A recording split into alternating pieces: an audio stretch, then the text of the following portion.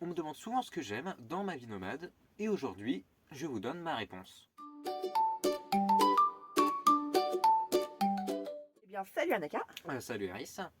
Alors déjà, pour commencer, est-ce que pour les personnes qui ne nous connaissent pas, tu pourrais te présenter un petit peu, s'il te plaît? Et bah oui, moi du coup c'est Anaka, ado nomade en IEF. En IEF depuis toujours et nomade depuis maintenant 7 ans. Ouais. Et bah aujourd'hui, comme je viens de le dire, et bah je vais répondre aux questions qu'on me pose sur si j'aime la vie nomade, qu'est-ce que j'aime dedans, qu'est-ce que je n'aime pas, etc. Qu'est-ce que je n'aime pas? Peut-être qu'on fera ça dans une prochaine vidéo parce que sinon ça va faire quelque chose de long comme le bras. Or, c'est pas le principe, tu vois? Ouais. Ok. Alors, on attaque avec ma première question. On parle aussi souvent de ce que la vie nomade, elle va apporter aux personnes adultes. Sauf que à toi, en tant qu'ado, qu'est-ce que ça t'a apporté? Et puis aussi, tu as commencé la vie nomade en étant enfant. Maintenant, tu as 16 ans, mais tu as commencé la vie nomade, tu avais 9 ans, tu vois. Mm. Donc, qu'est-ce que ça t'a apporté depuis ces 7 ans à peu près? En fait, le problème c'est qu'en fait, je vois même pas forcément trop qu'est-ce que ça m'a apporté, parce que pour moi, parce que ça m'a apporté, c'est normal. Donc en fait, je côtoie en fait pas assez souvent d'autres personnes de mon âge pour me rendre compte que j'ai quelque chose, pas en plus, mais de différent. Ouais, je me rends pas compte en fait vraiment de ce que ça m'a apporté, parce que pour moi, ça me semble vraiment mais naturel en fait. Mm. Donc ouais, honnêtement, ouais, honnêtement, non, je sais pas qu'est-ce que ça m'a apporté concrètement. Je sais que ça m'a apporté quelque chose, mais je saurais pas quoi dire parce que pour moi en fait, c'est naturel en fait. Tu as vécu comme ça, et voilà, c'est tout. Ça, voilà. Oui, c'est vraiment ça en fait. Je vois complètement, je vois Mm. complètement. Parce qu'on est un peu dans la même situation, toi et moi. Oui, Bah oui, bah oui. On est frères et sœurs quand même, faut pas l'oublier. oui. Donc ouais, ça nous a apporté tous les deux des choses de la vie nomade, des choses différentes certainement, qu'on ne saura pas toujours expliquer. Et sinon, une autre question, bah du Mm. coup, comme on le disait au début de la vidéo, ça fait 7 ans qu'on est nomade. Ouais. Et toi, si tu avais eu plus le choix, si tu avais plus su ce que ça impliquerait, est-ce que tu aurais dit ok pour la vie nomade? Mm. Parce que c'est un truc que maman aussi, elle répète assez souvent, qu'elle a vraiment attendu que l'on soit tous les deux prêts pour être nomade, etc. Et que toi, tu as mis juste un petit peu de temps à l'accepter, à être ok pour. Si tu avais vraiment su tout ce que ça impliquerait, tu aurais dit ok? Je pense quand même oui, parce que c'est quand même un mode de vie que j'aime bien, et de toute façon, même avant d'avoir été nomade, on avait toujours beaucoup voyagé. Et même, oui, du coup, pour ceux qui se posent la question, au départ d'être nomade, on a eu le choix. C'est pas juste, on a été embarqué là-dedans juste comme ça, Oui. mais on a vraiment eu le choix. C'est quelque chose que, pour les personnes qui nous regardent, donc, que vous pourrez approfondir un petit peu en regardant les FAQ qu'on mettra en lien dans la description de la vidéo, celles qui sont liées à l'âge idéal pour voyager avec des enfants. Et voilà, il y en a 3 sur le sujet. Et voilà. Ouais. Qu'est-ce qui ferait pencher Anaka la balance du côté oui, j'ai envie d'être nomade et non, j'ai pas forcément envie d'être nomade? Déjà, je pense que ça, c'est juste un petit peu ton avis perso. Est-ce que tu acceptes de vivre dans un espace quand même assez restreint, avec pas forcément beaucoup de place et des contraintes différentes que de vivre en maison? Ça, je pense, c'est pas forcément un peu une checklist à cocher, c'est vraiment juste toi, est-ce que tu l'accepterais ou pas? Oui. Tu parlais des contraintes d'ailleurs. Qu'est-ce qu'il y a comme contrainte? En contrainte, il n'y a pas d'exceptionnellement grosse, vraiment contraignante petit problème et emmerdement, mais il y en a quand même certains, c'est un petit peu chiant, on va pas se mentir. Lesquelles par exemple? Par exemple, on peut dire ce qui va du stockage. C'est Oui, quand même un gros effectivement. problème. Ceux qui suivent la chaîne ou qui me connaissent, ils savent que je suis fan de Lego Technique. Ah, fan? Fan? Non, je ne savais absolument pas qu'Anaka était fan de Lego Technique. Ouais, vous voyez, même ma soeur, elle ne le savait pas. Oui, Hmm. et les Lego Techniques, ça prend beaucoup de Oui, place. ça prend beaucoup de place. Monter ou démonter. Et, même quand c'est dans des caisses, car moi je mets dans des caisses, ça prend moins de place, ça prend quand même beaucoup de place. Donc ça, c'est un petit problème. Le stockage Mm. et... Le stockage, pas que des Lego techniques, hein, pour certaines personnes. Ça peut peut-être être les vêtements. Oh, Je ne vise personne, je précise que je ne cible personne et que si certains se sentent visés, c'est un pur hasard. Mais non, mais non. Oui. Ensuite aussi, en autre petite contrainte, ça elle est plus vraiment d'actualité, mais quand même des fois un petit peu, ça va être la connexion. Parce que des fois, bah, dans la vie nomade, un truc qu'on aime bien avoir par exemple, ça va être les belles vues, etc. Et généralement, pour avoir les belles vues, il faut aller où? En montagne. Et en montagne, bah, on capte pas forcément souvent. Enfin, souvent pas trop. Mais pour ça, ce petit souci-là, on l'a plus ou moins résolu. On a acheté en fait un TP-Link pour booster la connexion. Et maintenant, c'est vraiment rare qu'on capte plus. Mais ça, Surtout en France. oui, mais ça arrive quand même un petit peu des fois. Oui. Après aussi, il y a bah, par exemple, dans les camping-cars, les batteries quand même, elles sont pas infinies. Donc en hiver, tu peux pas mettre à charger 4 téléphones, 4 ordinateurs et 4 switches en même temps. C'est vrai. De Et tout- puis de toute façon, on n'a pas suffisamment de ports USB pour les mettre à charger tous en même temps. Ouais, surtout. Ouais, non, il y en a pas assez. Ouais. Quoique. Bref. Aussi, je pense, le pire souci de tous, celui qui est vraiment... en plus, celui-là, il ne pourra jamais être fixé. Ah ouais? C'est devoir se lever à 4 heures du matin car le chat a oublié que la porte de derrière est ouverte et qu'elle gratte sur le pare-brise. Non. Si. Obscurité. Elle le fait, souvent. Bon, vous retrouverez en lien dans la description, encore une fois, notre vie d'ado sur notre chatounette obscurité et la FAQ sur comment on a fait pour voyager avec un chat. Mm. Voilà, petite mention de la chatounette au passage. Et ouais. Est-ce que c'est bon pour toi sur les contraintes? Oui, j'en ai pas spécialement d'autres là maintenant en tête. Ok. Et donc une autre question, est-ce qu'il y a des trucs que la vie nomade te permet de faire plus facilement que si tu avais été sédentaire? Évidemment, je vais penser au voyage, à la liberté, à l'apprentissage et tout, mais hormis ça. Oui, c'est vrai que ça c'est un petit peu évident, hein, que être nomade ça permet quand même assez facilement de voyager. Ça c'est logique. Oui, Bah, dans les trucs, faire du pet sitting c'est quand même plus facile en étant nomade. oui. Parce que bah on peut facilement se déplacer là où il faut pour faire le pet sitting. Si on a des animaux, on les emmène juste avec nous, comme obscurité. Vous retrouverez en lien dans la description le lien vers la playlist de pet sitting. Et oui. Et bien aussi, qu'est-ce que ça permet? Ça permet quand même de découvrir plein d'endroits, plein de pays différents.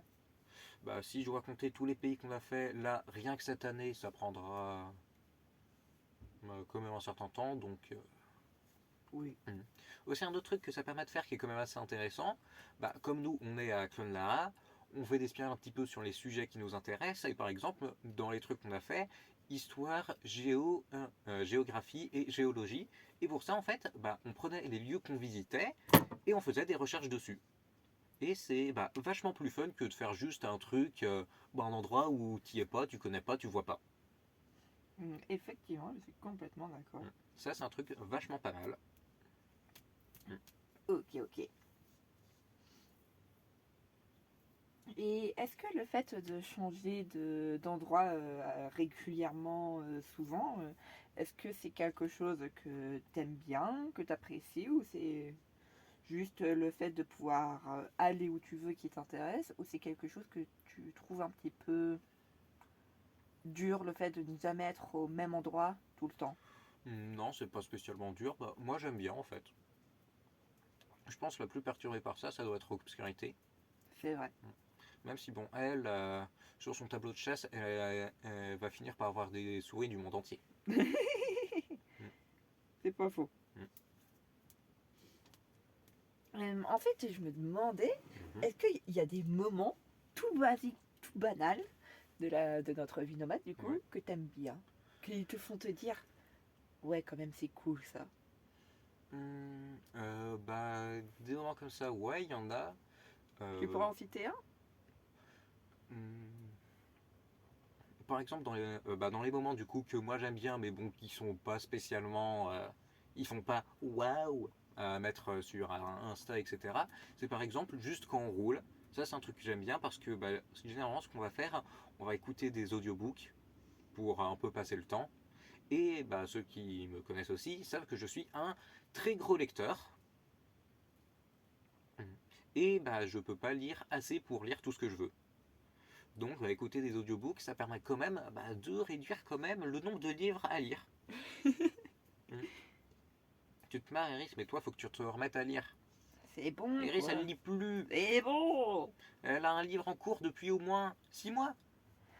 Mais t'es un vilain. Ça se fait pas de balancer des dossiers comme ça sur sa pauvre sœur.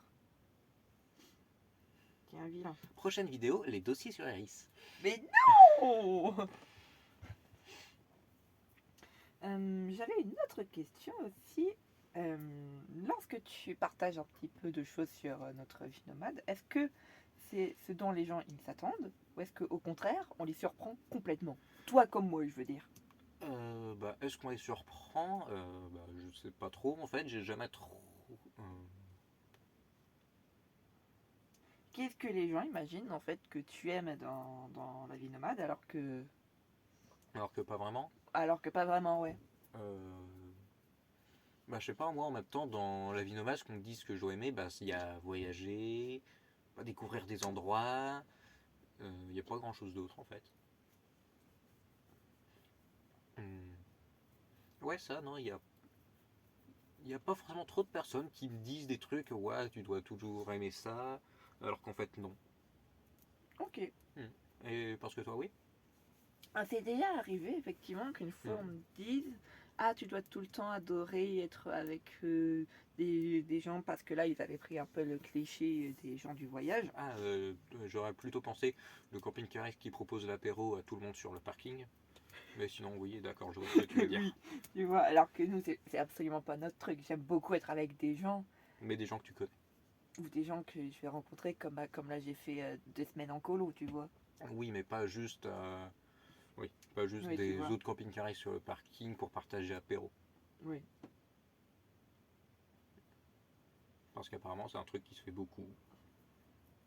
Mm, mm, mm. Après, je me demandais quel est le pire cliché selon toi sur la vie nomade. Le pire du pire du pire du pire. Celui qui te fout en rogne de pas possible. Le pire cliché. Hmm.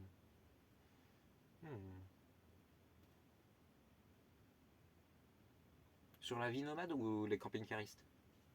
La vie nomade et les camping-caristes, on va dire. Sur les Euh, deux. Bon, bah, sur les camping-caristes, je viens de le dire, mais je dirais peut-être les apéros. Enfin, enfin, ouais. Sur la vie nomade, pire cliché. Ah, moi j'aurais dit le pire cliché sur les camping-caristes, que ce sont que des vieux à la retraite. Qu'on peut vraiment parler de cliché parce qu'il y en a quand même beaucoup. Oui, mais c'est quand même un bon, c'est quand même un cliché. Oui, c'est vrai, mais il y en a quand Et même ou beaucoup. qu'il faut être riche pour être camping-cariste. Ah oui, ça c'est un gros cliché. Si tu es nomade, c'est que t'es riche. C'est vrai. Mm. Alors que justement, enfin, selon comment nous on vit notre vie nomade, Mm. ça nous coûte beaucoup moins cher que lorsque l'on était sédentaire. Mm. Donc ouais, ça c'est un gros cliché. Après, sur la vie nomade, je connais pas vraiment trop d'autres clichés.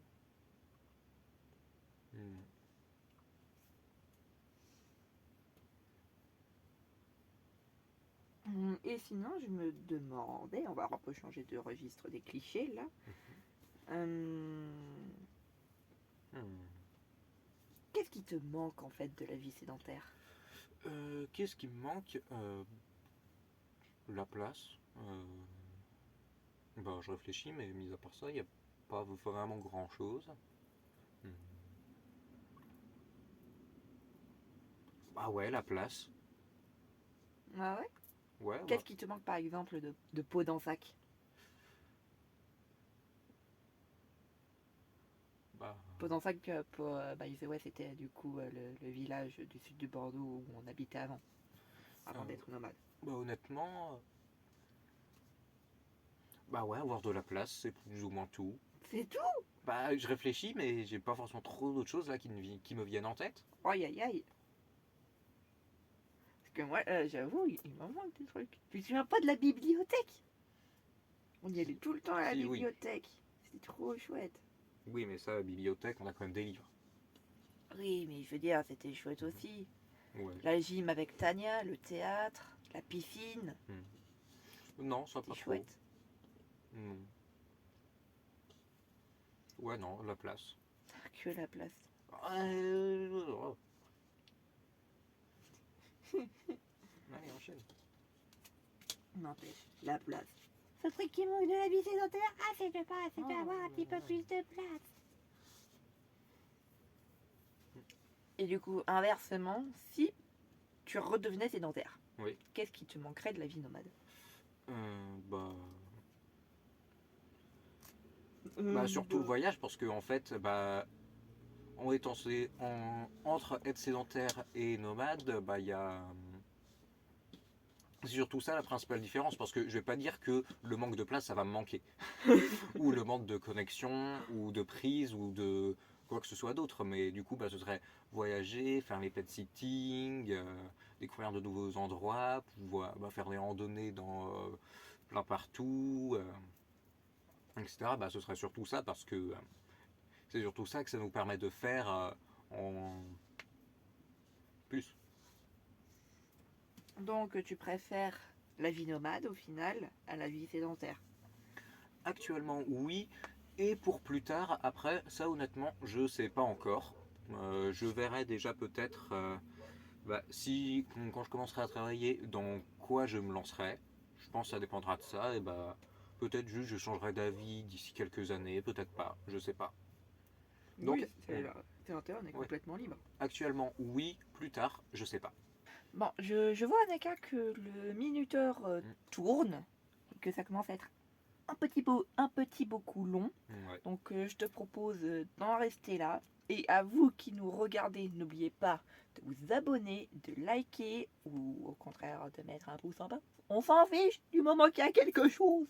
Un petit commentaire, des questions que vous auriez aimé qu'on aborde ou des sujets peut-être pour de prochaines vidéos que vous auriez aimé voir. On ne sait jamais.